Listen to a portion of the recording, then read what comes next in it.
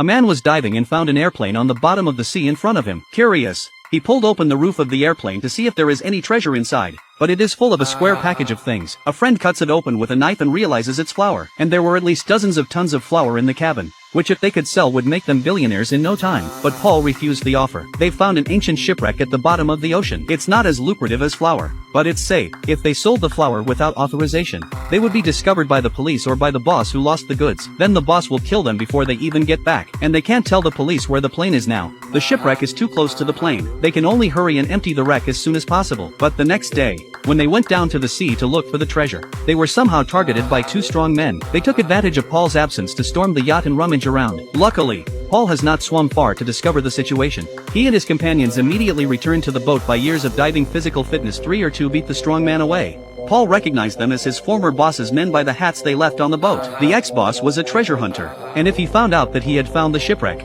he would have driven them away. And Paul and his men discovered that this was an ancient merchant ship filled with gold bars, and the gold bars on board were at least over $100 million, according to the shipwrecked objects they found under the water. But now Paul's treasure hunting equipment is not good enough to bring out the gold bars quickly is impossible. This is the companion David suggested that we fish out a little bit of flour on the plane so that we can quickly dig out the treasure. I want to dig the treasure quickly, then you buy new equipment, but I do not have the money, then dig the treasure off. Paul, after much deliberation, finally refused David's proposal, but the greedy David decided to get him and his girlfriend, Blondie, while Paul was asleep, to sneak to the place where the plane sank from the inside. Touched out a few packets of flour will be sold to the local gangsters to get some money, but the two did not know that the flour is the gangsters. They are directly into the gun. They were caught on the spot, and Paul was threatened by the gangster that if he didn't get all the flour in 12 hours, you'd all die. The men were instantly turned into working stiffs whose lives were in danger, but with the boss's sponsorship, they had the money to buy powerful equipment. They worked through the night and managed to pack half of the flour, but just as they were about to go up, a tiger shark, enraged by the light in their hands,